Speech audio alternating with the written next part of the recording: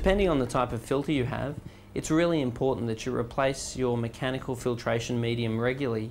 The way that this works is you use a filter wool.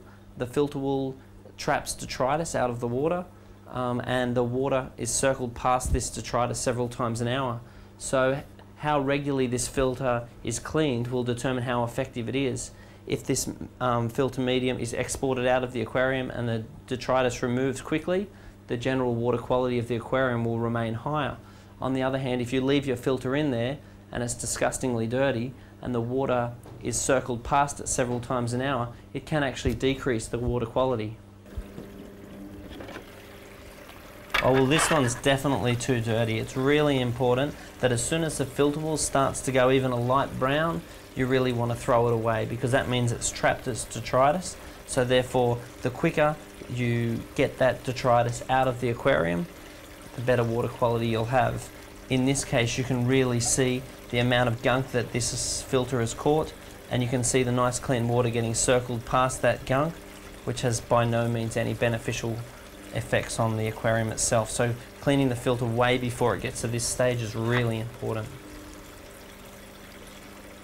What you'll need to clean your filter is a bucket, so you don't make a mess, and some replacement filter wool.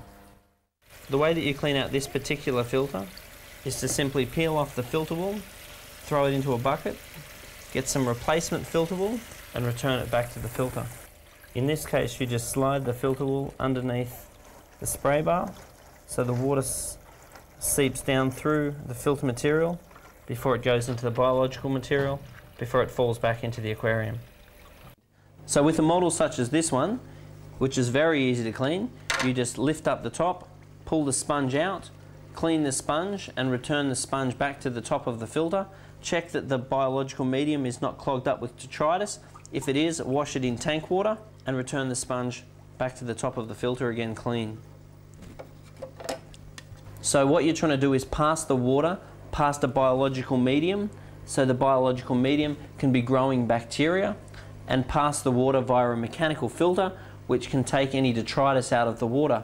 How effective the biological filter is governed by how much capacity there is for biological filtration and what the medium you use for your biological filtration. So some mediums can't house much bacteria, other mediums house a lot of bacteria. So the more capacity you've got to grow bacteria, the more waste the filter can break down, and make sure that not too much detritus clogs up the filter, which will reduce its efficiency. Pre-filter or mechanical filter, how effective that is how regularly it's cleaned. With the larger canister style type filters, the amount of pre-filtration you've got is more, so therefore doesn't need to be cleaned as regularly, but in principle, the more often a pre-filter is cleaned, the more effective it is. It's really important that you don't clean your biological medium with tap water, because tap water contains chlorine, and chlorine kills the bacteria in the media. And if there's no bacteria in the media, there's nothing to break down the fish's waste, which becomes toxic and will often kill the fish. Now the way that you do clean out your biological medium is you put it in a bucket, you siphon some water out of the aquarium into the bucket, you swish it around. You don't have to get it really clean, you just have to free up any detritus that's in the media which might cause it to clog. Then you simply put your media back into the filter again once it's clean.